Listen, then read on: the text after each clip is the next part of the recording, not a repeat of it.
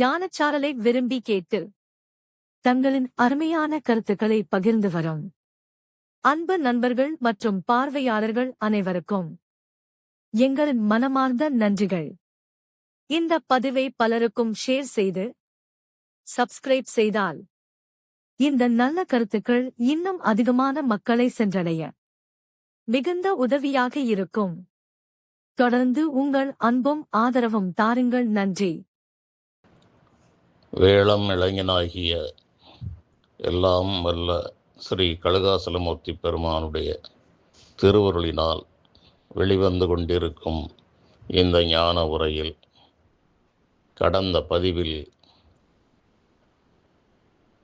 உயிரை மானத்திற்காக வழங்குகிற இயல்புகளை பற்றி பார்த்தோம். அதில் இது போன்ற சாகச செயல்களில் ஈடுபடுபவர்கள் மேஷராசியை சேர்ந்தவர்கள் என்றும் குறிப்பிட்டிருந்தேன். இந்த மேஷராசி என்பது ராசிகளில் முதல் ராசி நெருப்பு ராசி. அந்த ராசியில் சூரிய பகவான் உச்சத்தை அடைகிறார், சனிக்கிரகம் நீசத்தை அடைகிறது, செவ்வாய் அந்த வீட்டில் ஆட்சி பெறுகிறார், வியாழக்கிரகத்திற்கும் சந்திரனுக்கும் நட்பு வீடாக மாறுகிறது. இந்த செவ்வாய் தான் துணிவு, வீரம் போன்ற சாகச செயலுக்கும் மிகப்பெரிய போர் என்றும் தளபதி என்றும் செவ்வாயை கூறுவார்கள். அரசன் சூரியன் என்று சொல்லப்பட்டிருந்தாலும் இந்த அரசனுடைய படைகளை வழிநடத்துகிற தளபதியே எப்போதும் முதல் நிலையில் பார்க்கப்படுகிறார்.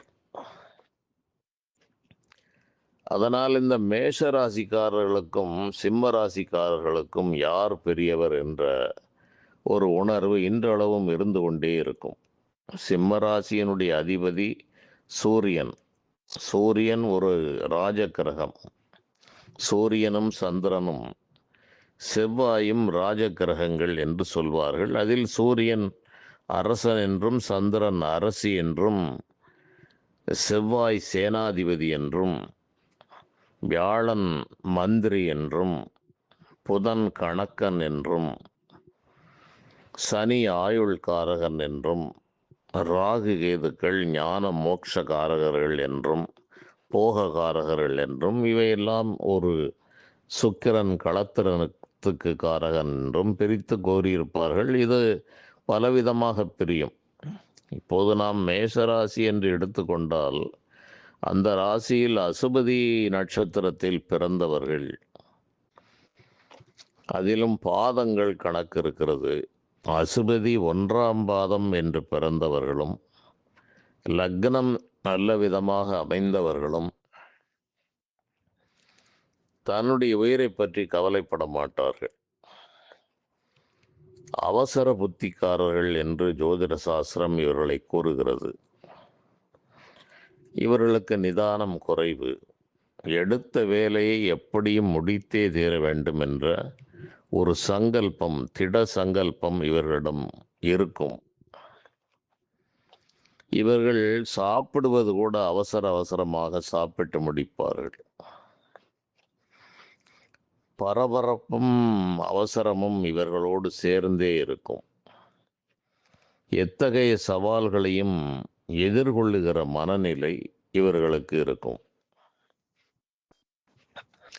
எந்த எதிர்ப்புகளுக்கும் அஞ்சி பின்வாங்குவது இவர்களிடம் இருக்காது. காவல்துறையில், சாகசம் நிறைந்த துறையில் வேலை செய்கிறவர்கள் பெரும்பாலும் இந்த ராசியை, மேஷம், விருச்சிகம், கடகம் போன்ற ராசிகளும் செவ்வாயினுடைய தொடர்பு பெற்ற ராசிகளும் இந்த காவல்துறை, இராணுவம், விமானப்படை என்று பல விதங்களில் அவர்கள் இருக்கிறார்கள். அந்த படைப்பிரிவிலே தொடர்ந்து நெஞ்சை நிமிர்த்தி முதல் ஆளாக செல்பவர்களும் இந்த ராசிக்காரர்களாகவே இருப்பார்கள். உயிருக்கு அஞ்சாத ராசி இரத்தத்திற்கு செவ்வாயே காரகன், ஆயுதங்களுக்கும் செவ்வாயே காரகன். கடும் போர்களும் கொடிய மரணங்களும் இந்த செவ்வாயினுடைய கட்டுப்பாட்டில் தான் வருகிறது. இதில் என்ன இறைவனுடைய நிர்வாகம் வைத்திருக்கிறது என்றால், ஒரு இரும்பு என்று வந்தால் அந்த இரும்பினுடைய அந்த இலாக்கா சனியினுடைய இலாக்காவை சேர்ந்தது. அது இரும்பாக இருக்கும்போது சனி கிரகத்தினுடைய ஆதிக்கத்தை பெறும். அதுவே ஆயுதமாக மாறினால் அது செவ்வாயினுடைய அம்சமாக மாறிவிடும். சனி செவ்வாய் இரண்டினுடைய அம்சமாக அது இருக்கும். கூர்மையான ஆயுதமாக மாறிவிட்ட பிறகு அது உயிரை பறிக்கிற வேலையை செய்கிறது, போர்க்களத்தில் பயன்படுகிறது. சடுதி மரணங்களை இந்த செவ்வாய் உருவாக்கும். ஜாதகத்தில் செவ்வாயினுடைய நிலை சரியில்லாவிட்டால் விபத்து கண்டங்களில் உடனடி மரணத்தை தந்துவிடும். அது லக்ன ரீதியாகவும் பல கோணங்களிலும் ஆராய்ந்து முடிவு செய்ய வேண்டிய விஷயம்.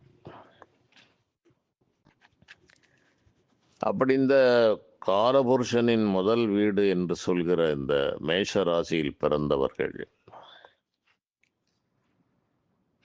அதிலும் அசுவதி 1ஆம் பாதம் என்று பிறந்தவர்கள் இப்படிப்பட்ட பல குணங்களோடு இருப்பார்கள். மேஷ ராசி அசுவதி, பரணி, கார்த்திகை 1ஆம் பாதம் வரையிலும் அவர்களுக்கு அந்த குணாதிசயங்கள் இருக்கும். சற்று ஏற்றத்தாழ்வோடு அமைந்திருக்கும்.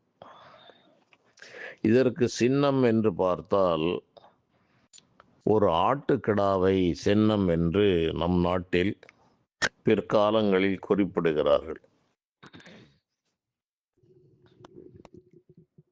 நம்முடைய புராணத்தில் அந்த செவ்வாய் கிரகத்தினுடைய அதிதெய்வம் என்பது முருகப்பெருமானை கூறுவதுண்டு. அந்த ஆட்டுக்கிடா என்பது ஒரு அசுரன் தவ வலிமையால் சிவபிரானிடம் பெற்ற வரமகிமையால் விண்ணுலகத்தோரை அச்சுறுத்தி நெடுங்காலம் அவர்களுக்கு தொல்லை கொடுத்து கொண்டு வந்ததாகவும்,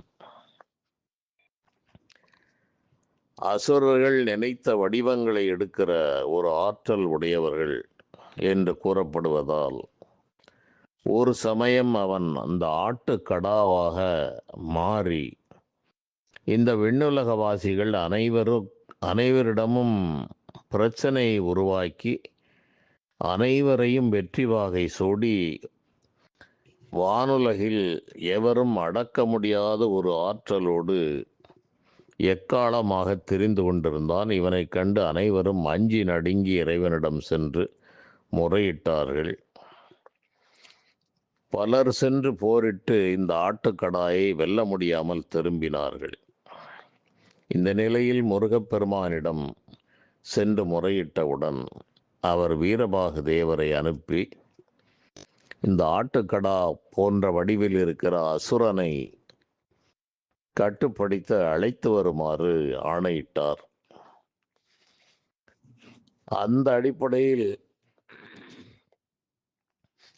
வீரபாகு தேவர் சென்று இந்த அதகடம் செய்து கொண்டிருக்கிற இந்த ஆட்டுக்கடாயை அதனுடைய கொம்புகளை பிடித்து தரதர என்று இழுத்து முருகப்பெருமான் முன் கொண்டு வந்து நிறுத்தினார். இதற்கான பாடல்கள் எல்லாம் புராணங்களில் சொல்லப்பட்டிருக்கிறது. முருகப்பெருமானுடைய சந்நிதி மாத்திரத்தில் இந்த ஆட்டுக்கடாவினுடைய ஆக்ரோஷமெல்லாம் குறைந்து பணிந்து நின்றது. அதனால் மனம் மகிழ்ந்த முருகப்பெருமான் முதல் ராசிக்கு இந்த ஆட்டுக்கடாவை அடையாள குறியீடாக வைத்தார். அதனால் மேஷ ராசிக்கு ஆட்டுக்கடா அடையாள குறியீடாகவும் முருகப்பெருமானுடைய வாகனங்களில் ஒன்றாகவும் அது அமைந்தது என்பதும் நம்முடைய புராண கதை. இன்றளவும் இந்த ராசிக்காரர்கள் முன்பின் யோசிக்காமல் போய் விழுந்து விடுவார்கள். இந்த ஆட்டுக்கடா ஒன்றை ஒன்று முட்டி அதன் மண்டை உடைபட்ட போதும் அது பின்வாங்காது. கிரேக்கம் போன்ற பல வெளிநாடுகளில் இந்த மேஷராசிக்கு கூர்மையான ஈட்டி அல்லது வேல்கம்பு என்று நாம் தமிழ்நாட்டில் சொல்கிற அந்த ஆயுதமே அடையாளமாக கொடுக்கப்பட்டிருக்கிறது. முன்பு நான் சொல்லும்போது இந்த மேஷராசிக்கும் சிம்ம ராசிக்கும் நட்பு ராசி என்றாலும் இந்த சிம்ம ராசிக்காரர்கள் இந்த அரசன், அந்த சூரியன் என்பது அரசன் என்ற ஒரு பாவனையில் அவர்கள் எப்போதும் சற்று ஒரு கர்வமாகவே நடந்து கொள்வார்கள். அது மற்றவர்களிடம் அவ்வாறு இருப்பார்கள். இந்த மேஷராசிக்காரர்களிடம் இது போன்று இவர்கள் கர்வமாக நடந்தால் மேஷராசி அதற்கு அடிபணியாது. காரணம் சேனாதிபதி. இந்த சேனாதிபதிக்கு எப்போதும் ஒரு செருக்கு இருக்கும். நாம் தாம் களத்தில் முதலாக இறங்கி படையை நடத்துகிறோம். அப்படி இருக்க அந்த அரசனுக்கும் கூட இரண்டாவது நிலையைத்தான் அது வைத்திருக்கும். அரசனுக்கு உயிருக்கு ஆபத்து என்றாலும் மேஷராசி போன்ற அந்த சேனாதிபதி தான் உயிரை தர வேண்டும். அதனால் இவர்களுக்குள் நட்பு இருந்த போதிலும் யார் பெரியவர் என்று, யாருக்கு யார் பணிவது என்ற போட்டி இருந்து கொண்டே இருக்கும். இதை உற்று கவனித்தால் விளங்கும். அது தனி பகுதி, ஜோதிடத்தில் சேர்ந்துவிடும். இப்படி இது பல ரகசியங்களை உள்ளடக்கியதாக மனிதர்களுடைய குணாதிசயங்களில் இந்த ராசிக்காரர்களுக்கு இவ்வாறு கூறப்பட்டிருக்கிறது. இவர்கள் இராணுவம் போன்ற துறைகளில் இருந்தால் வீர பதக்கங்களை அதிகமாக பெறுபவர்கள் இந்த ராசிக்காரர்கள். விருச்சிக ராசிக்காரர்களும் அதற்கு அடுத்த நிலையில் செயல்படுவார்கள். மகர ராசியில் செவ்வாய் உச்சம் பெற்றிருந்தாலும் அவர்களுக்கு துணிவுக்கு குறை இருக்காது. சந்திரனோடு இந்த செவ்வாயும் இணைந்திருந்தால் அவர்களும் முன்கோபிகளாகவும் உடனடியாக பிறருக்கு எந்த உதவியும் செய்வதற்கு தயங்காத ஒரு நிலையிலும் இருப்பார்கள். கடகராசியில் இந்த செவ்வாய் பலம் இழக்கிறார் என்றாலும் சந்திரனோடு சேர்ந்து குருவோடு சேர்ந்திருந்தால் அவர்களிடமும் அந்த குணாதிசயங்களை நாம் பார்க்க முடியும். இவ்வாறு அது பலவிதமாக போய்கொண்டிருக்கிறது. இது புராணங்களில் தான் இருக்கிறதா என்றால் என்னுடைய வாழ்விலும் இது போன்ற சந்தர்ப்பங்களை நான் பார்த்திருக்கிறேன். பல ஆண்டுகளுக்கு முன்னால் என்னுடைய நண்பர், இரவு காவலர், ஒரு இஸ்லாமிய நண்பர் ஒருவரை நான் கூறியிருப்பேன். அவர் நான் ஒரு 12:30 மணி 1 மணி இந்த காலகட்டங்களில் நான் பெரும்பாலும் உறங்கி விடுவேன். சில நாள்களில் அவர் சீக்கிரமாக உறங்கி விழித்து விடுவார். விழித்த பிறகு அவருக்கு பகல் நேரமும் அவர் வீட்டிலே தூங்குவது, இரவிலும் ஒரு குறிப்பிட்ட நேரத்திற்கு பிறகு தூங்கிவிட்டால் இடைவெளியில் முழிப்பு ஏற்பட்டுவிடும்.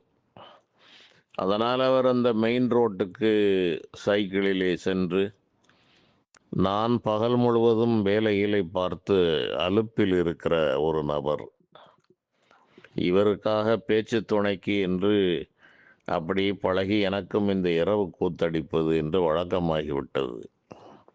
அற்ப நித்திரை தான் எனக்கு அன்றும் இன்றும். அந்த நிலையில் நான் உறங்கினால் இவர் டீ சாப்பிடுவதற்காக அந்த மெயின் ரோட்டிற்கு நான் உறங்கி கொண்டிருப்பேன். இவர் கதவை பூட்டி போய்விடுவார். ஒரு 1:30 மணி இந்த சமயத்தில் ஒரு முறை அவர் அந்த மெயின் ரோட்டுக்கு செல்லும்போது, இருந்து ஒரு 1/2 கிலோமீட்டர் சென்றால் தான் மெயின் ரோடு போகும். அதுவரை இந்த நீண்ட வீதி இருக்கும். அந்த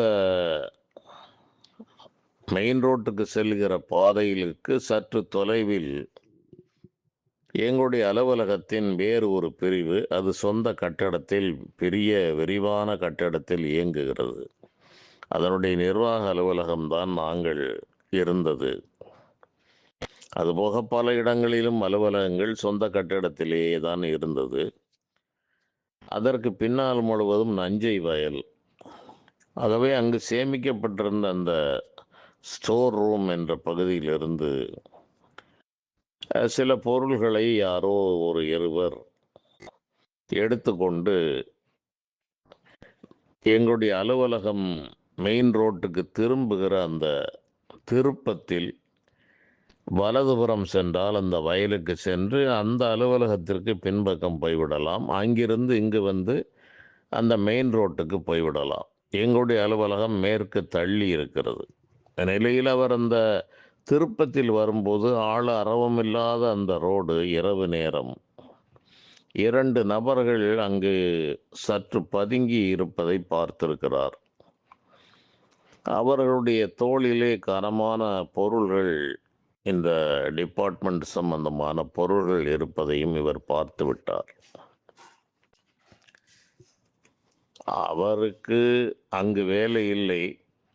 இருந்தாலும் இந்த இலாக்கா சம்பந்தப்பட்ட பொருள் என்ற காரணத்தால் அவருக்கு அதில் ஒரு அக்கறை இருந்து என்ன என்று பார்த்தவுடன் 2 பேர் திடகாத்திரமான மனிதர்கள், இவரும் நல்ல திடகாத்திரமான நபர்தான், இந்த பொருளை வைத்துக்கொண்டு நின்று கொண்டிருக்கிறார்கள்.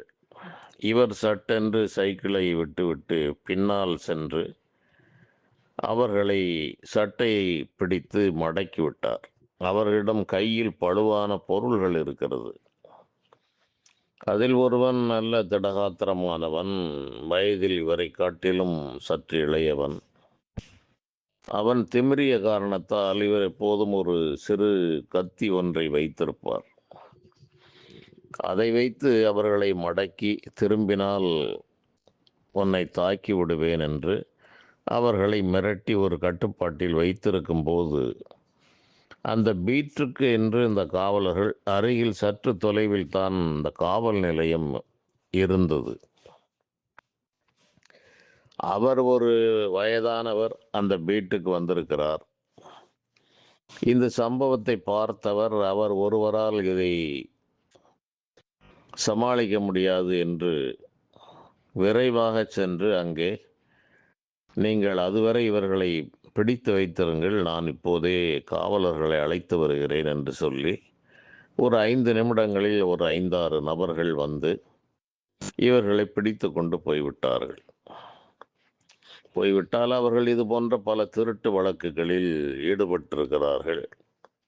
அதில் ஒருவனுக்கு இவரை நன்றாக அடையாளம் தெரிந்துவிட்டது.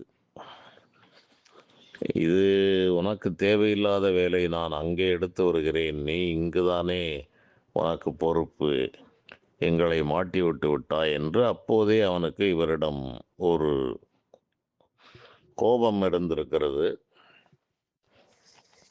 சில காலங்களில் இவர்கள் ஜாமீனில் வந்து விடுவார்கள். அதன் பிறகு வழக்கு நடக்கும், பிறகு அது நிரூபிக்க வேண்டும், இப்படியெல்லாம் இருக்கிறது. ஒரு 5-6 மாதங்கள் போயிற்று. ஒரு நாள் மாலை வேளையில் அவர் அந்த பணிக்கு வரும்போது ஒரு 6-6:15 மணி, அல்லது நான் இருக்கிறேன் என்றால் சற்று தாமதமாகவும் வருவார். காரணம், நான் ஒருவன் இருப்பதால் அந்த சரியான சமயத்திற்கு வர வேண்டும் என்று விதி இருந்தாலும் நான் இருக்கிற காரணத்தால் மின்னும் மின்னும் வருவார். நான் அதை பொருட்படுத்துவதில்லை. அப்போது ஒரு நாள் தாமதமாக வந்தார். ஒரு புரட்டாசி மாதம், சீக்கிரமாக இருட்டி விட்டது. வந்தவர் அப்படியே ஒரு திகில் அடித்தது போல் இருந்தார். 2 முறை கழிவறை சென்றார். என்ன என்ன ஆயிற்று, என்ன என்று நான் மீண்டும் மீண்டும் கேட்டால் மிகவும் திகிலோடு இருந்தார். என்ன, ஒரு காலம் இவ்வாறு இருக்க மாட்டார் என்று அவரை மீண்டும் விசாரித்த போது மிகவும் தயங்கி பதட்டத்தோடு சொன்னார், இதுபோல நான் சில மாதங்களுக்கு முன்பு பிடித்து கொடுத்தவன் இன்று என்னை அந்த இருட்டிலே மடக்கி விட்டான், திருப்பத்தில் மடக்கி விட்டான். மடக்கிவிட்டு அதற்கு பக்கத்தில் நஞ்சை வயல்கள், மடக்கி அரிவாளோடு என்னை வந்து தாக்க வந்து விட்டானப்பா. நான் சைக்கிளில் வந்தேன், முக்கால் இருள். சுதாரித்து பார்ப்பதற்குள் அவன் அரிவாளை ஓங்கி விட்டான். ஏதோ நல்ல காலம், ஒரு கார் ஒன்று வந்ததால் அதிக வெளிச்சம் பட்டவுடன் அவன் அந்த வயலிலே ஓடி மறைந்தான். போவதற்குள் என்றாவது ஒரு நாள் உன்னை நான் வெட்டி விடுவேன் என்று சொல்லிவிட்டு எச்சரித்து விட்டு போய்விட்டான் என்று சொல்லி மிகவும் வியர்த்து விறுவிறுத்திருந்தார். நான் பிள்ளை குட்டிக்காரன், நாளை முதல் நான் எப்படி வீடு சென்று வருவேன் என்றெல்லாம் மிகவும் வருந்தினார். அப்போது நான் கூறினேன், இதற்காகவா இவ்வளவு தூரம் நீங்கள் யோசித்தீர்கள்? இது என்ன ஒரு பெரிய விஷயம் என்று நான் கூறினேன். அப்போது அவர் கூறினார், அப்பா நீ ஒரு தனிக்கட்டை, உனக்கென்னப்பா, நான் 2-3 குழந்தைகளோடு இருக்கிறேன். அவர்களெல்லாம் மூர்க்கத்தனமானவர்கள், சொன்னபடி செய்வார்கள். சிறை செல்வது போவது என்பது அவர்களுக்கு இந்த தெற்கு பகுதியில் இது போன்ற செயல்கள் சர்வசாதாரணமாக அன்றும் இன்றும் நடந்து கொண்டேதான் இருக்கிறது. அதை பலரும் அறிவார்கள். இந்த திருநெல்வேலி மாவட்டம் என்று சொன்னாலே அதற்கும் சில காரணங்கள் இருக்கிறது. இந்த தாமிரபரணி தண்ணீர் என்பது, தாமிரம் என்பது செம்பை தாமிரம் என்று சொல்வார்கள். இந்த தாமிரத்துக்கு அதிபதி செவ்வாய். இது செவ்வாயினுடைய உலோகங்களில் தாமிரம் வருகிறது. அதனால் இந்த தாமிர சக்தி அதிகமுடைய இந்த தண்ணீரை அருந்தியவர்கள் இயல்பாகவே அந்த செவ்வாயினுடைய குணங்கள் இவர்களுக்கு வந்து விடுகிறது. அது தவிர இந்த அரசருடைய படைப்பிரிவில் வேலை செய்தவர்கள் பலரும் இதில் இருக்கிறார்கள். இந்த தாமிரபரணி தண்ணீர், தாமிர வருணி என்றுதான் அதற்கு பெயர். தாமிர சக்திகளை, தாமிர சத்துக்களை இழுத்து வருகிற தாமிர வருணி என்ற அந்த தாமிரபரணி தண்ணீர், அந்த செவ்வாயினுடைய ஆதிக்கம் இங்கே அதிகம். ஆகவேதான் இங்கு சுப்பிரமணிய சுவாமியினுடைய வழிபாடு, திருச்செந்தூர் போர் நிகழ்ந்த படை வீடு இங்கு, இவையெல்லாம் ஒரு இசைவான ஒரு புராண கதைகள். அந்த மிகப்பெரிய அசுரனை அழித்த இடம் என்று திருச்செந்தூர் என்று இன்று நம்மால் வழிபடப்படுகிறது. இப்படியெல்லாம் இருக்கிற காரணத்தால் இங்கே இது போன்ற ஒரு செயல்கள் தொடர்ந்து நடந்து கொண்டிருக்கிறது என்று நான் வேடிக்கையாக பலரிடம் கூறுவது உண்டு. இது இங்கு சர்வசாதாரணமாக நடக்கிறது ஐயா, இது புராணங்கள் என்றோ நடந்தது. ஆனால் இன்றும் இந்த தாமிர வருணி தண்ணீரும் இந்த மண்ணின் தொடர்பும் இவர்களுக்கு இந்த மூர்க்கமான உணர்வுகளை தூண்டிவிட்டு கொண்டே இருக்கிறது என்று கூறுவதுண்டு. அதுபோல அவர்கள் அந்த காலம் தொட்டு இந்த காலம் வரை பத்திரிகை செய்தியில் பார்த்தால் இன்றும் தினந்தோறும் அது ஒரு சகஜமாக போய்விடும். இங்கே அது ஒரு பெரிய விஷயமாக பார்க்கப்படாது. தினந்தோறும் எங்கே அடிதடி வெட்டு குத்து இல்லாத நாட்களே இருக்காது. தினசரி பத்திரிகையில் ஒரு சாதாரணமாக போய்விடும். ஒரு 10 செய்தியாவது குறைந்தபட்சம் பார்க்கலாம். இது நம்முடைய கவனத்திற்கு வந்தது, வராதது அதிகமாக இருக்கலாம். ஆகவே இது ஒரு வாடிக்கையான நிகழ்வு. பொது நான் அவருக்கு சொன்னேன், பயப்பட வேண்டாம், நீங்கள் அதற்காக யோசிக்க வேண்டாம், நான் வருகிறேன், காலையில் சற்று தாமதமாக செல்லுங்கள், நான் உங்களுக்கு உங்களுடைய வீடு வரை உங்களை கொண்டு வந்து நான் பாதுகாப்பாக விடுகிறேன் என்றேன். அது எப்படியப்பா இத்தனை நாளைக்கு செய்ய முடியும் என்றெல்லாம் சொன்னார். அதை பற்றி நீங்கள் கவலைப்பட தேவையில்லை, நான் வருகிறேன், என்னை மீறி அவன் உங்களை எதுவுமே தாக்க முடியாது. நான் அந்த சாலையை ஒட்டி வருகிறேன், எனக்கு வலதுபுறமாக நீங்கள் வந்து கொண்டே இருங்கள், அவன் என்னை தாக்கிவிட்டு தான் உங்களை தாக்க முடியும், நீங்கள் அஞ்ச வேண்டாம் என்று அவருக்கு மிக ஆறுதல் எல்லாம் தைரியமெல்லாம் சொன்னேன். என்றாலும் அவருக்கு முழு நிறைவில்லை. அது முதல் நான் மறுநாள் சில மாதங்கள் வரை அவர் வீடு வரை சென்று அவரை பாதுகாப்பாக விட்டு வருவது. ஒரு 4-5 கிலோமீட்டருக்கு மேல் இருக்கும். அவன் ஒரு குறிப்பிட்ட பகுதியில் தான் அவனுடைய தொல்லை இருக்கும், அதை தாண்டி விட்டால் அவன் தொல்லை இருக்காது. என்றாலும் நான் வீடு வரை சென்று விடுவது.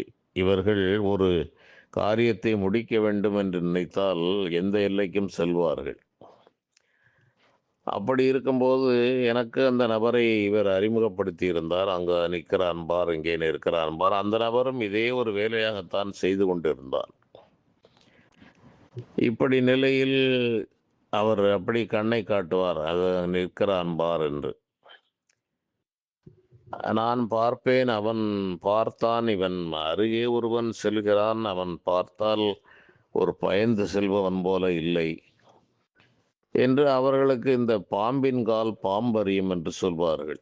அவர்களுக்கு தெரியும் யார் துணிந்து நிற்கிறார்கள், யார் அஞ்சுகிறார்கள் என்பதை இவர்கள் உணர்ந்து கொள்வார்கள்.